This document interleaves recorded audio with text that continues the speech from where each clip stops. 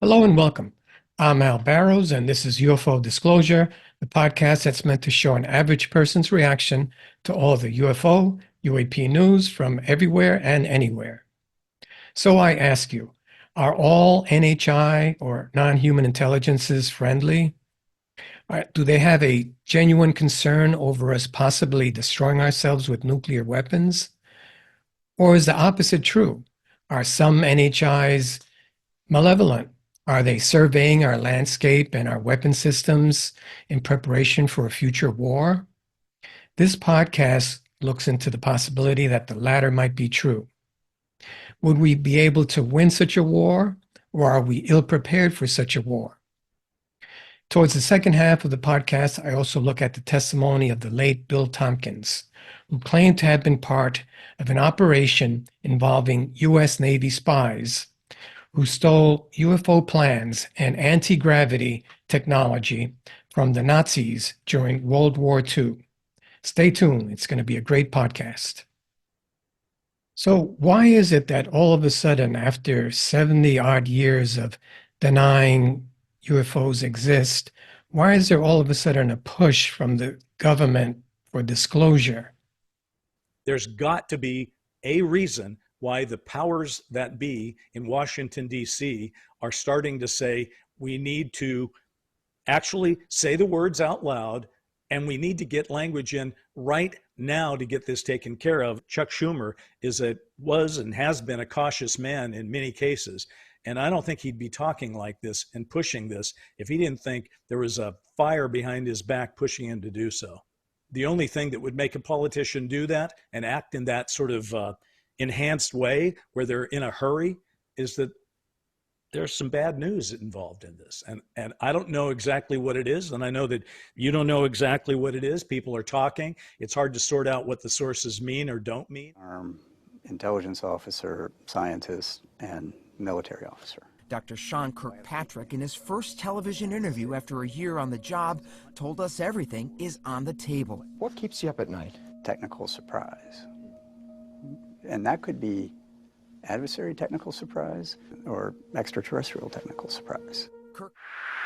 Hey, there's a on, bro. There's a whole fleet of them. Look on the ASA. My gosh. They're all going against the wind. The wind's 120 knots from the west. I'm a little more practical and probably a little bit more less optimistic for our species on this particular question. What if there was knowledge, Kurt, that was so volatile, so earth-shattering, that the mere knowledge of that getting out could predicate an action that could potentially threaten the entire species? There is something here that can outperform anything you have, and really anything you have is rather ineffective from a national security perspective. And there's a thing out there, and it doesn't show that it's being benevolent. So it's only one of two other options: either malevolent or it's like us. And we see this very careful ISR surveillance of our nuclear equities. It's interested in nuclear equities. Well, some may look at that as what we call preparation of the battlefield. Okay. U.S. Air Force officers have shared that almost 70 years ago, they witnessed multiple unidentified aerial phenomenon sightings over 2 U.S. nuclear bases. But UFOs have come into nuclear sites, turned on and off nuclear missiles. A guy that lives close to me is a friend of mine, and he was part of that. He saw them go online, offline as a red disc came in over the base. Now, George Knapp found out through documents that happened not only in the U.S. When he smuggled Russian UFO documents back, it happened also in Russia. But it's not just like, hey, here's your matches, we're going to take them from you. They turned them fucking on, too. So that's a kind of flex, if you ask me. He hung up the phone, and I went to tell my commander about this phone call. And as I was speaking to him, the missiles went into inoperable condition, what we called no-go. They could not be launched, and we lost all 10 of them while this object was still above us. And there's a small remote chance that these things are not good. And maybe there is a plan for these things at some point to come in force in 50 years from now. And if the mere fact you have this conversation with the American people, what's going to happen? Well, the American people are going to start getting prepared. Well, I can tell you in real life combat situations, when we send in long range surveillance LRS teams, behind enemy lines, the moment the enemy finds out that we know that they know we're there, the element of surprise is over. During the U.S. population, at least, and by extension, the world population, into that reality that there is a presence here, and that we need to explain this presence. Because if they show up and we continue to do what we did before in previous decades, and they show up, there will be mass panic. But if you understand that these are real, and we have 5 years from 2022, or maybe now 4 years, if they come in 2027, for the U.S. government to prepare the people about what is up there. And in many ways, I think the word got out within the government that they're showing up in 2027, and we better be prepared. And if not, there's going to be a lot of explaining to do. And so I think that dialogue has happened within, inside the government, in certain areas inside the government, that we need to prepare. And that's why in 2017, that set a clock of 10 years. And why Luis Elizondo earlier in this year said, just find a hobby for 5 years. And, it'll all be out in 5 years. And he said that this year. So that was 2027. Huh. And I would say I've heard 2027 in a kind of an official capacity that I can't reveal. So I think I would say that people in the government are aware of something happening, and that there's limited time, a few more years to prepare the people, and that's what's ramping up this acceleration from the previous 7 decades of not even acknowledging it to now we are acknowledging it at a faster and faster pace. Now, right? Maybe that's the reason why you decided to only brief certain presidents who have a background in intelligence. Maybe they were former directors of CIA, but the other presidents who are career politicians will be, they're here today, gone in 4 years. Maybe you can't even risk telling them. Revelation was made to U.S. President Jimmy Carter in a 1977 classified briefing that left him in tears, visibly shaken to his core.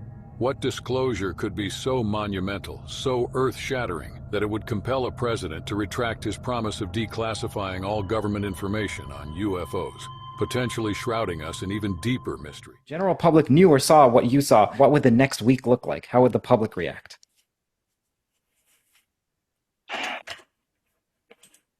Somber. I think there would be this big exhale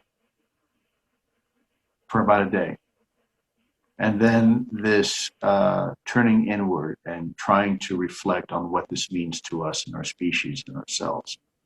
I think somber. Sorry, like a sigh of relief. Somber meaning serious, not like Hollywood portrays people partying in the streets and silliness like that. I think you would have some people perhaps turning to religion more so. You might have some people turning away from religion. I think you're going to have, at that point, the philosophical and theological questions will be raised, and people will have some serious soul searching to do, no pun intended. And I don't think that's bad, by the way. I think a lot of folks that have spent their times in this community being charlatans will have been exposed. Obviously, one of the big problems with this whole subject is that it's 99% mythology and disinformation embedded in the pop culture by the intelligence community and the CIA operatives, where they portray the ETs as these scary aliens and this and that, like the movie Alien. Now, the reality is, anybody who has a scintilla of scientific knowledge would confirm this very quickly. If you are advanced enough to travel faster than the speed of light under controlled circumstances and go from one star system to here, which all of these civilizations are, they're not indigenous to our solar system. You have technologies that if you were hostile, you could terminate all human civilization in a nanosecond. Literally.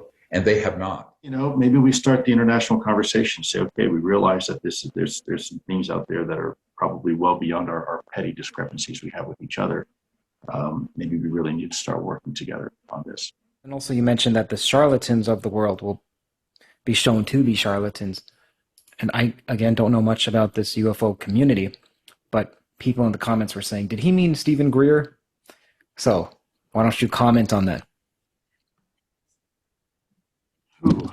You can be as diplomatic as you like. I know that you're a relatively diplomatic person. Yeah, let me... And if we see an extraterrestrial person or persons or world or spacecraft, invite them with respect and with honor and love and oneness to come to your location and to interact with you and your people for the purpose of creating a time of universal peace on earth and in the heavens, because that is the time that has arrived. Now, as far as the charlatans, I'm not going to give any attention to individual charlatans because they already have enough attention. They know exactly who I'm referring to. These are individuals who have made a cottage industry, a career of taking people's hard-earned money and deceiving them. And not only deceiving them, but having them sign non-disclosure agreements to make sure they don't tell the world that they've been deceived. What if all of that turned out to be not entirely accurate? In fact, the very history of our species, the meaning, what it means to be a human being and our place in this universe. What if all that is now in question? What if it turns out that a lot of the things that we thought were one way aren't? Are we prepared to have that honest question with ourselves? Are we prepared to recognize that we're not at the top of the food chain, potentially? That we're not the alpha predator, that we are maybe somewhere in the middle? Mankind is in fact just another animal in the zoo? Or because we thought ourselves as a zookeeper before, but maybe we're just another exhibit inside the zoo. What would that mean to us? So when I say sombering and sobering, I mean that there's going to come a point in this conversation where we're going to have to do a lot of reconciling with ourselves, whatever that means, from whatever philosophical background you have. This is going to impact every single one of us the same and yet equally and yet differently. And I think that's important. So who's right? Is Luis Elizondo right, or is Dr. Greer right? Because Dr. Greer says that all NHI, all non-human intelligences, are benevolent. And Luis Elizondo seems to be creating more of a malevolent narrative. Either way, John Ramiez, who was shown earlier, seems to think that in 2027, all will be revealed. During WikiLeaks, a lot of intelligence information from the U.S. Army was leaked about UFOs as well. This is something that, this is a WikiLeaks leak, and the title is WikiLeaks of the UFO War Near Antarctica. Some people believe this was the leak that got Julian Assange and WikiLeaks into trouble. And the leak wasn't officially released. The Russians had hacked WikiLeaks and got hold of the documents. It was widely broadcasted in Russia, in the Russian media and Europe during 2010 and 2011, which was around the time of the WikiLeaks. This is the WikiLeaks report, and I quote, "A new report circulating in the Kremlin today, prepared for President Medvedev by Russian Space Forces, 45th Division of Space Control, says that an upcoming WikiLeaks release of secret U.S. cables details that the Americans have been engaged since 2004 in a war against UFOs based on or near the continent of Antarctica, particularly the Southern Ocean. According to this report, the United States went to its highest alert level on June the 10th, 2004, after a massive fleet of UFOs suddenly emerged from the Southern Ocean and approached Guadalajara, Mexico, barely 1,600 kilometers or 1,000 miles from the American border. Wow. Prior to reaching the U.S. border, however, the massive UFO fleet is said in this report to have dimensionally returned to their Southern Ocean home base.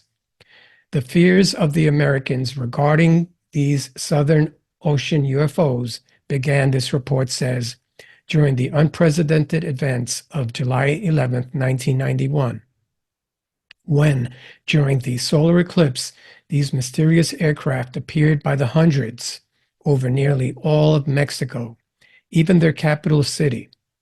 Most notable about the events of 7/11 were that as millions of Mexicans were watching on their televisions the national broadcasts of these UFOs over Mexico City, the American media refused to allow their people to view it.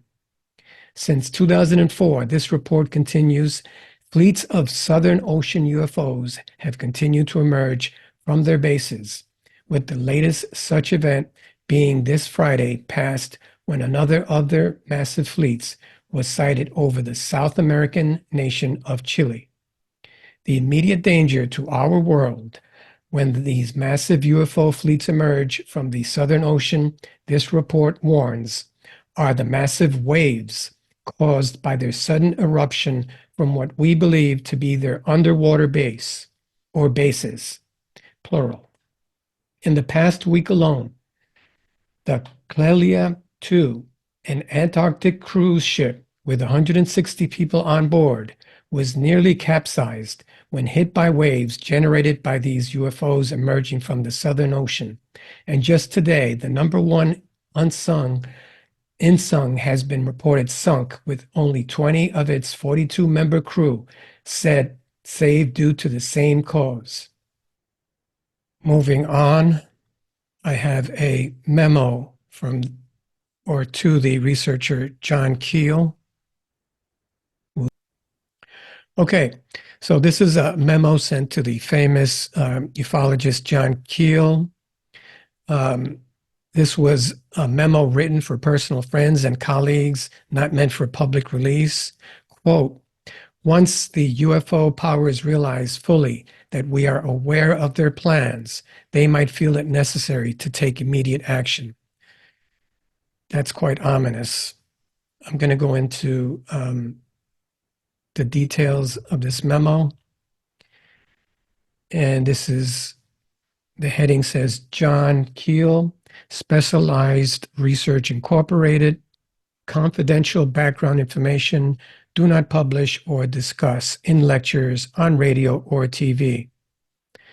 Okay, item number 1, UFOs operate from terrestrial bases.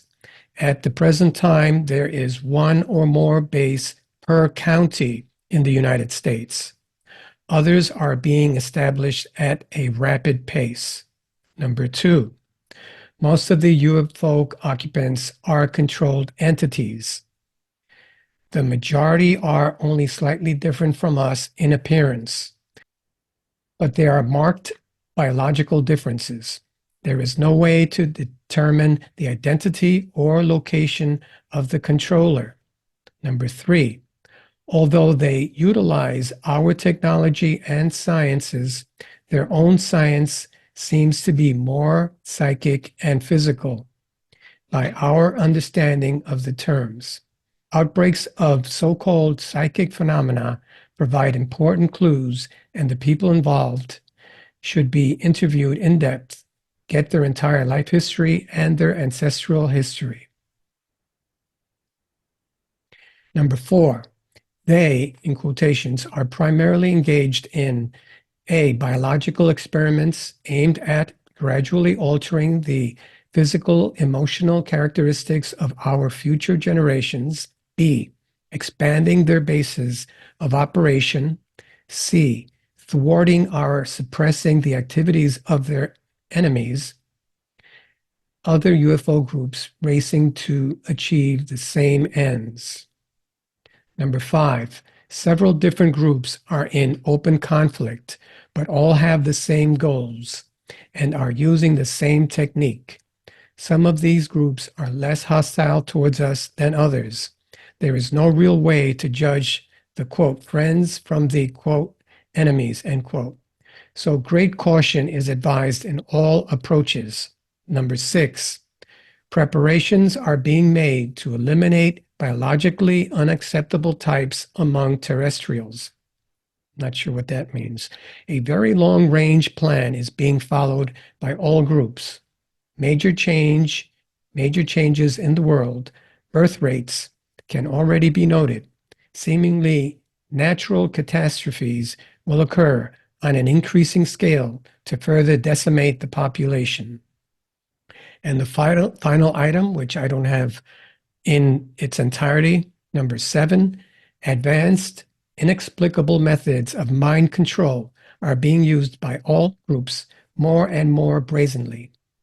Complicated measures for controlling and it ends there.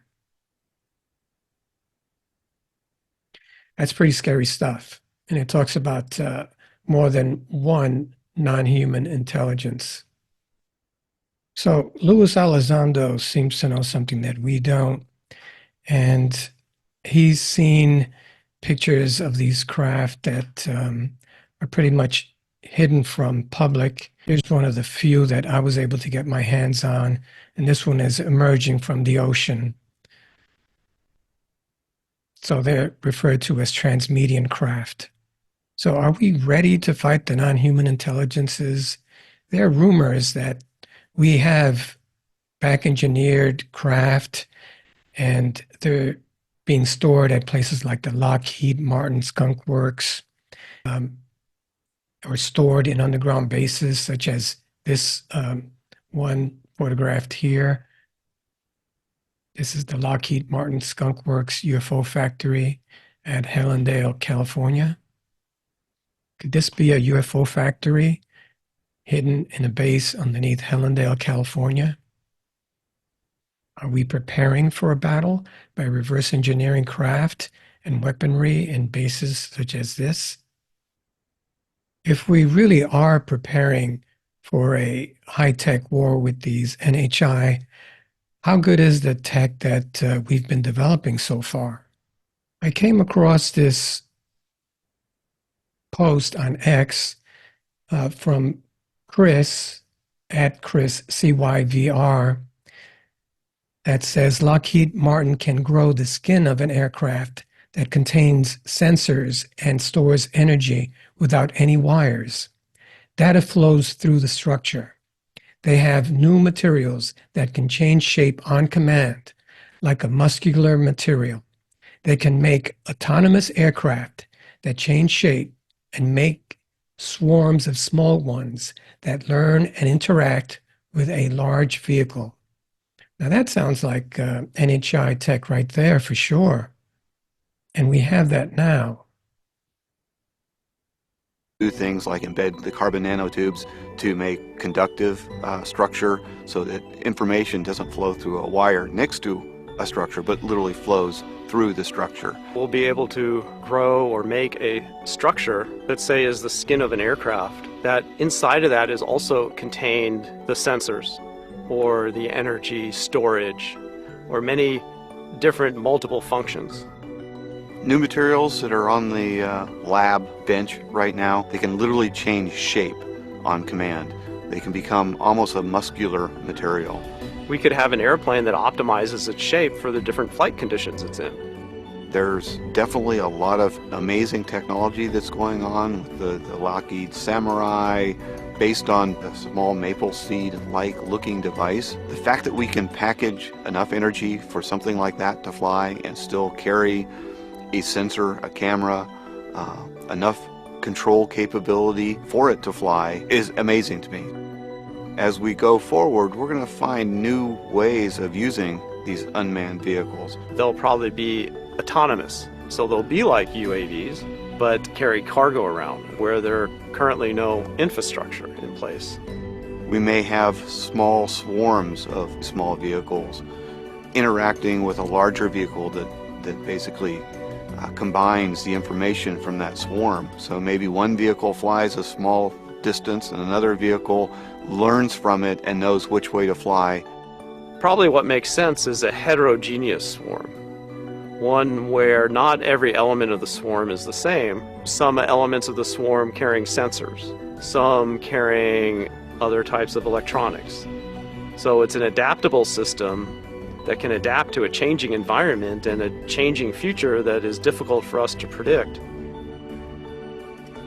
The true value of research is not in the answer you get that you knew you were looking for, but the answer that you find that you didn't know to look for. Oh, that definitely sounds like ET tech, a craft that can change shape or turn into very smaller craft. That's pretty much what's been rumored that the UAPs are doing. Could this be soft disclosure that we're getting from Lockheed Martin? We all know that the military usually has stuff that we don't know about until maybe 20, 30, 50 years after they've been using it for a while. Like the cell phone, they had that for many years before it was released to the general public. You might also wonder whether we're already at war with the non-human intelligences. Are they somehow manipulating us or acting as puppet masters in our own wars? Here's a UFO or an orb watching the Hamas attack on the Gaza border. Israel has the large Skew-Do radar blimp system on the border with Jordan and Syria. This thing looks much smaller. It looks like the sphere UFOs we see here all the time. Watch it closely. You see here they are watching everything. Other UFOs have been reported to have appeared over Israel recently also. There it is, right there. That's some sort of a drone UAP for sure. Whether it's ours or the NHIs remains unknown. There it is again. This is a real battle on the border of the eyes, and it seems to be watching all the action here. Right there. It's checking everything out. There it is. That's the clearest view right there. Some sort of a UFO drone. Don't know whether it's ours or the NHIs. Watching all the action. So there's been a lot of infusion of AI into technology lately, and that includes the military war machine. So you might wonder what chances we stand if we did actually get involved, if we aren't already in a war with the NHIs. This article addresses that very same issue. It's taken from the Daily Star, and it's written by a news reporter called Ewan Gladau, and the title is Aliens Will Use Telekinesis and Gravity Bending to Take Earth, AI Warns. The subtitle is Aliens from Beyond the Stars Could Wipe Out Our Civilization on Earth Using Teleportation, Telekinesis, and weaponry that would render our traditional defenses completely useless, an AI chatbot has warned. Aliens could use their technology, advanced powers, including gravity bending, manipulation, and weapons which make our defenses obsolete to wreak havoc on Earth, according to an AI chatbot. Google's AI Bard reckons teleportation woes, high-power lasers, and ability to manipulate life itself may prove troublesome should the world find itself facing off against invaders from outer space. The software has run through a list of menacing abilities these aliens could have.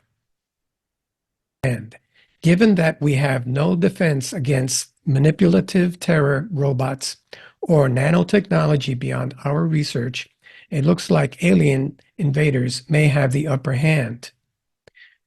Bart told the Daily Star, aliens might be able to bend gravity, teleport across vast distances, or even create wormholes for instantaneous travel. Imagine an attack where entire cities could be warped into oblivion or enemy forces materialized out of thin air. They may also be equipped with weapons that reshape landscapes. Wow. Disintegrate targets at a molecular level or harness raw stellar energy for devastating blasts. The doom does not stop there, with sophisticated biotech likely in the arsenal of advanced civilizations. The AI chatbot added, manipulating organic life forms or even controlling our minds through neural interfaces would be easy enough for the little green men. It would also mean dealing with mental manipulation or devastating preemptive strikes based on unforeseen vulnerabilities. If their powers of land manipulation were not bad enough, conventional warfare would be useless, as we could face hyperspace warfare with aliens able to unleash unimaginable destructive power, rendering traditional defenses obsolete. And as if artificial intelligence could not get any scarier, the aliens may plan to adapt it into their own plans for warfare. Google Bard claimed, swarms of self-replicating machines could dismantle anything in their path, from infrastructure to living beings. Sentient machines with superior tactical and strategic capabilities could orchestrate devastating campaigns, leaving us little room for countermeasures. Also, AI, artificial intelligence, doesn't give us much of a chance there against the war with NHIs. I'd like to move on now and talk about Bill Tompkins. I'd like to end by talking about Bill Tompkins, who claims to have been part of an espionage team that stole ET tech from the Nazis during World War II. This article on Bill Tompkins is taken from the online magazine called How and Whys, and the author of this article is the outstanding Vicky Verma. Title of the article is Bill Tompkins was in control room when Neil Armstrong met moon reptilians. Just 2 years before his death, William M. Tompkins had written Selected by Extraterrestrials, which induced sudden chaos in the UFO community with his incredible testimony about U.S. Navy's secret development of space battle groups with the assistance of major aerospace companies, beginning with Douglas Aircraft. He can be considered one of the most incredible whistleblowers to step forward and disclose the secret space program, ET agendas, and hidden governments. He claimed to be part of an operation involving U.S. Navy spies who stole UFO plans and anti-gravity technology secrets from the Nazis during World War II. In July 2017, at a press conference, Tompkins made an unprecedented statement. He worked for the Douglas Aircraft Company alongside extraterrestrials, Nordic alien women. It had been 4 to 7 years before NASA had appeared. He claimed it in his book, mentioned above, that was published in 2015. And that book, again, is Selected by Extraterrestrials by Bill Tompkins, or William M. Tompkins. If you guys have visuals on this, here's a picture of Bill Tompkins. Additionally, Tompkins revealed that the Nazis had already operated UFOs during the war, and because of the information that the U.S. spies were able to obtain, the U.S. later developed its fleet of UFOs. So we had our own fleet, which then got siphoned off into the black military sphere under the control of Majestic 12. the ultra-secretive group that controlled and managed UFO/alien issues in the 1940s. During this time of World War, there were secret societies such as the Thule Society and the Vril Society. Famous British historian Nicholas Goodrick Clark wrote a whole chapter about Maria Orsic in his book Black Sun, published in 2001, where he connected her with the Vril Society. The author mentioned that Orsic could communicate with alien civilizations, and one of them was from the planet Aldebaran, which is located in the Taurus system. According to Tompkins, the Nazis were in contact with extraterrestrial reptilians at the same time as Orsic was doing her channeling. Hitler found out about Orsic, her abilities, and the fact she was receiving information that detailed how to construct UFOs. According to Tompkins, Hitler allowed Orsic and the Nordics with whom she was working to continue to work with their UFO program because the Nazis were already in contact with the reptilians, and because Hitler knew he could always take over Orsic's project anytime. Robert Wood, who was interviewed alongside William Tompkins by Search Truth Reality Source, claimed that Nazi technologies rapidly advanced due to their relationship with the reptilians, so that they got to the far side of the moon before the end of World War II. And here's a picture of Tompkins with Robert Wood during an interview in 2016. Dr. Wood worked in research and development management in Douglas Aircraft and McDonnell Douglas from 1956 to 1993. Later, he became a board member of MUFON. He was given $500,000 to disseminate UFO documents and $250,000 to make a UFO documentary. Later, Robert and his son Ryan Wood scanned hundreds of MJ-12 documents and made them available on their website, majesticdocuments.com. According to William Tompkins, he was recruited at a young age by the Navy due to his precocious ability to build highly accurate model ships. After working at North American Aviation and Northrop, he was hired by Douglas Aircraft Company in 1950. In interviews, such as with Project Camelot and in his book, Selected by Extraterrestrials, Tompkins revealed much of his story. He explained that MJ-12 began in 1942 with the senior Douglas, the man who started the company. Tompkins stated that right after the Battle of L.A. in 1942, to handle the implications of UFOs openly showing themselves in the skies, Douglas pulled some key men into a group or think tank that later became MJ-12.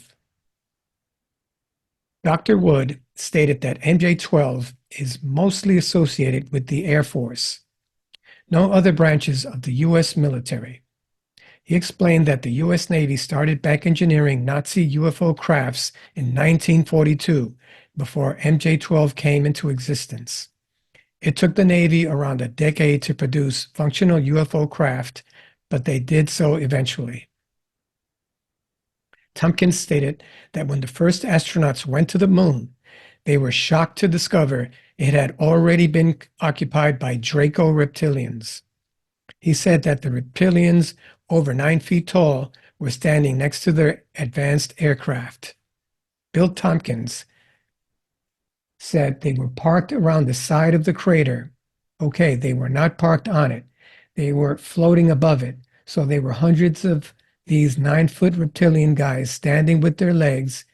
Yeah, they were all the way across underneath their vehicles standing on the crater, end quote. Bill Tompkins also said they're, quote, they're ugly-looking lizard alligator type people. They got the same skin as the lizards got, okay? And terrible-looking faces. But then they have the ability to shift and look like a human. All of them do, okay. in an interview, he was asked, "Do you think Von Braun was a reptilian?" Bill Tompkins said, "No. Your president, yes." Ah, how about that? Another question the interviewer asked him is, "Oh, okay, which one?" And Bill Tompkins responded, "George Bush Sr. and Bill Clinton." Well, I understand George Bush, but Bill Clinton? Okay, so he says, quote, "And Bill Clinton and this guy you just got rid of." Yeah, they all were. Right, okay, and they all have this ability to make themselves look like real good-looking people. And the interviewer asked him another question, "And you're saying Trump isn't one?" Yeah, I'm sure everyone wants to know that. Bill Tompkins' answer to that was, "No, he's not." That's a relief, and he knows more about this subject than people realize. But trying to get back to your earlier question, these groups of extraterrestrials who work together but are at war with other extraterrestrials, okay, have these vehicles that look like a planet, like our moon is a vehicle. According to both Tompkins and Dr. Wood, the reptilians had already made a deal with the Nazis. Amazingly, Tompkins himself claimed he saw ancient structures on the far side of the moon and that he saw a floating building 1.5 miles above the lunar surface. According to Tompkins, many ET species are interacting with humanity currently, including Dracos, reptilians, and Nordics, which have a great influence on the world. Tompkins also described the U.S. military's concerns about UFOs and aliens and alien beings and the military's rush to create advanced space-based weapons, which could be used to defend the planet Earth against an ET threat to our civilization. And I'll repeat that last part again. Tompkins also described the U.S. military's concerns about UFOs and alien beings and the military's rush to create advanced space-based weapons which could be used to defend the planet Earth against an ET threat to our civilization. He revealed U.S. Navy has battle groups operating outside the Earth. He designed 5 spaceships and 30 support ships using the latest technology. He designed different spaceships for Northrop Aviation Company. Northrop started building the huge craft underground in Utah. Tompkins claimed we are now building even better battle groups. The Apollo moon landing were also designed to build a base on the moon. We have had bases on the moon along with bases on Mars and Jupiter moons. Sadly, a month after the shocking conference, Tompkins passed away unexpectedly on August the 21st, 2017, in San Diego, California, at the ripe old age of 94. So the question remains, are NHIs benevolent or are they malevolent? I hope that this podcast sheds some light on that. I don't have any definitive answers. It's always good to know information that's out there, and it's always good to be prepared. Bill Tompkins, may he rest in peace, tried to prepare us before he passed away. He himself worked on some of the spacecraft in preparation for a conflict with NHIs. My name is Al Barrows. This is UFO Disclosure. Keep searching for the truth. Please pray and create a shield of protection for the children in war-torn countries like Gaza and Ukraine. These children are lonely and afraid. Thank you. Thank you for listening to my podcast. My website is ufo-disclosure.com. My Instagram is UFO Disclosure Podcast. My website is UFO Disclosure with an underscore at the end. And my YouTube channel is at UFO-B as in Bravo, R as in Romeo, 3YY. Thank you. Thank you for listening to my podcast.